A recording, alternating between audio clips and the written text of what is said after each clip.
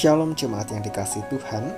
Dalam salam pagi hari ini kita akan melanjutkan pembacaan firman Tuhan dari kitab Kejadian pasal 27 ayat 41 sampai pasal 28 ayat 22. Demikian firman Tuhan. Esau menaruh dendam kepada Yakub karena berkat yang telah diberikan oleh ayahnya kepadanya.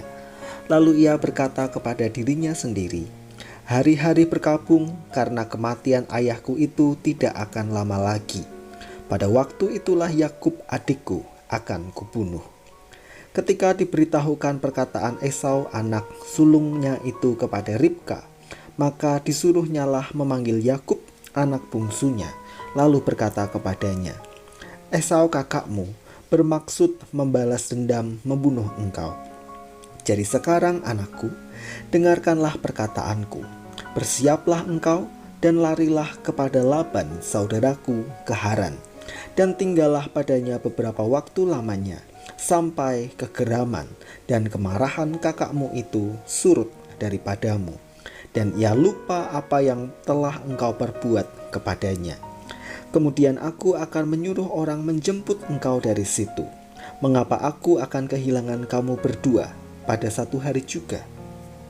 Kemudian Ribka berkata kepada Ishak, "Aku telah jemu hidup karena perempuan-perempuan Het itu. Jikalau Yakub juga mengambil seorang istri dari antara perempuan negeri ini, semacam perempuan Het itu, apa gunanya aku hidup lagi?" Kemudian Ishak memanggil Yakub lalu memberkati dia serta memesankan kepadanya, katanya, "Janganlah mengambil istri dari perempuan Kanaan. Bersiaplah, pergilah ke Padan Aram, ke rumah Betuel, ayah ibumu, dan ambillah dari situ seorang istri dari anak-anak Laban saudara ibumu. Moga-moga Allah yang Maha Kuasa memberkati engkau, membuat engkau beranak cucu, dan membuat engkau menjadi banyak, sehingga engkau menjadi sekumpulan bangsa-bangsa. Moga-moga ia memberikan kepadamu berkat yang untuk Abraham, kepadamu serta kepada keturunanmu, sehingga engkau memiliki negeri ini yang kau diami sebagai orang asing yang telah diberikan Allah kepada Abraham." Demikianlah Ishak melepas Yakub, lalu berangkatlah Yakub ke Padan Aram, kepada Laban anak Betuel orang Aram itu, saudara Ribka ibu Yakub dan Esau. Ketika Esau melihat bahwa Ishak telah memberkati Yakub dan melepasnya ke Padan Aram untuk mengambil istri dari situ, pada waktu ia memberkatinya, ia telah memesankan kepada Yakub, "Janganlah ambil istri dari antara perempuan Kanaan." Dan bahwa Yakub mendengarkan perkataan ayah dan ibunya dan pergi ke Padan Aram, maka Esau pun menyadari bahwa perempuan Kanaan itu tidak disukai oleh Ishak ayahnya. Sebab itu ia pergi kepada Ismail dan mengambil Mahalat menjadi istrinya di samping kedua istrinya yang telah ada. Mahalat adalah anak Ismail, anak Abraham, adik Nebayot. Maka Yakub berangkat dari Beersheba dan pergi ke Haran. Ia sampai di suatu tempat dan bermalam di situ karena matahari telah terbenam. Ia mengambil sebuah batu yang terletak di tempat itu dan dipakainya sebagai alas kepala, lalu membaringkan dirinya di tempat itu.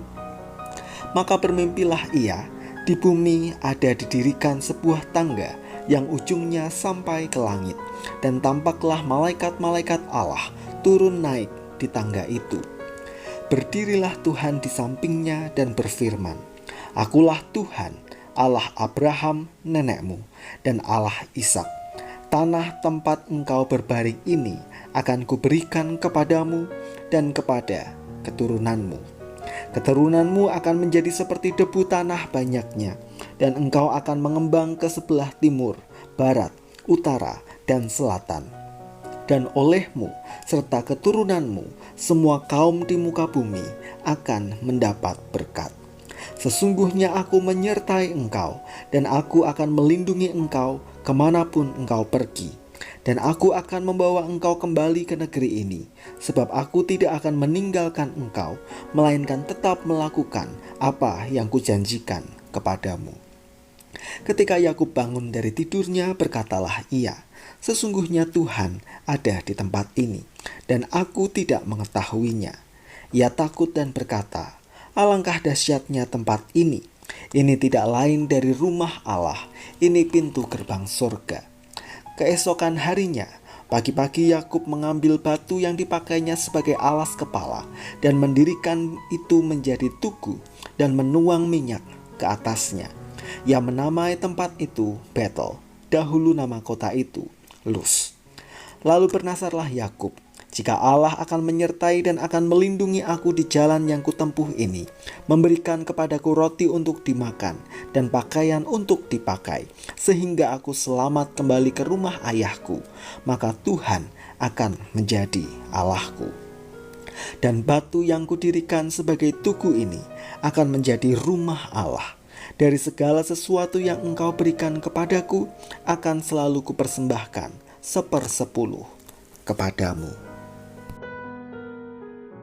Esau murka kepada Yakub yang telah mencuri hak kesulungan dan berkat yang seharusnya ia terima sebagai anak sulung.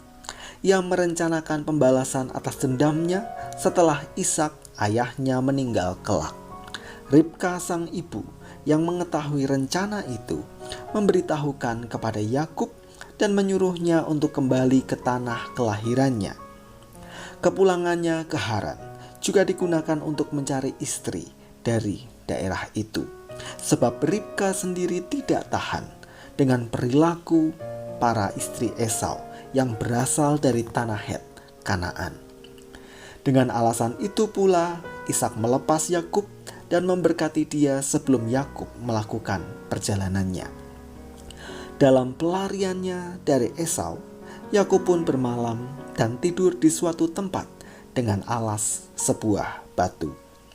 Malam itu ia bermimpi, ia melihat tangga dengan banyak malaikat turun naik di sana. Dan itulah kali pertama Tuhan Allah menyatakan diri kepada Yakub. Dalam ketakutan, kelelahan, dan kegelisahannya melarikan diri dari amarah Esau, Tuhan menjumpainya.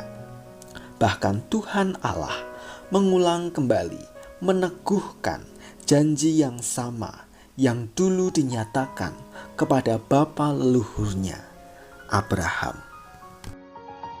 Dari sini mari kita belajar bahwa ternyata ketika kita diizinkan mengalami ketakutan, kekhawatiran, dan kegelisahan, Tuhan menyatakan diri dan kuasa-Nya melalui berbagai cara yang bersifat personal atau pribadi kepada kita.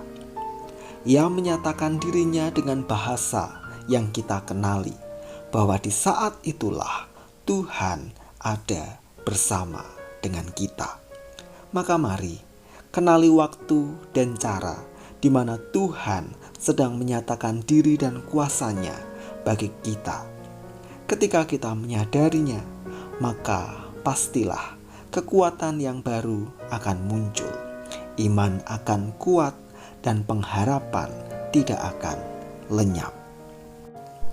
Dan sama seperti Yakub, setelah Tuhan menyatakan diri dan kuasa-Nya, Yakub bernasar kepada Tuhan untuk hidup setia di dalam Dia, serta ia akan mempersembahkan 1/10 dari berkat-berkat yang ia terima dari Tuhan.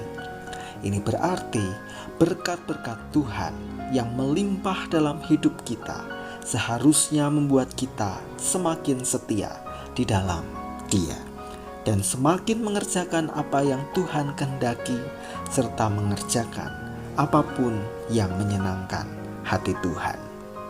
Mari kita berdoa. Terima kasih Tuhan untuk firman yang kami renungkan pada pagi hari ini. Kiranya ini menolong kami untuk semakin berharap kepada Tuhan di tengah berbagai situasi yang Tuhan izinkan kami hadapi. Tolonglah kami untuk hidup setia serta mengerjakan segala sesuatu yang menyenangkan hati Tuhan, karena kami tahu hidup kami senantiasa disertai dan diberkati oleh Tuhan. Kami menyerahkan aktivitas kami sepanjang hari ini, kiranya Tuhan menyertai. Di dalam nama Tuhan kami Yesus Kristus, kami berdoa dan bersyukur. Amin.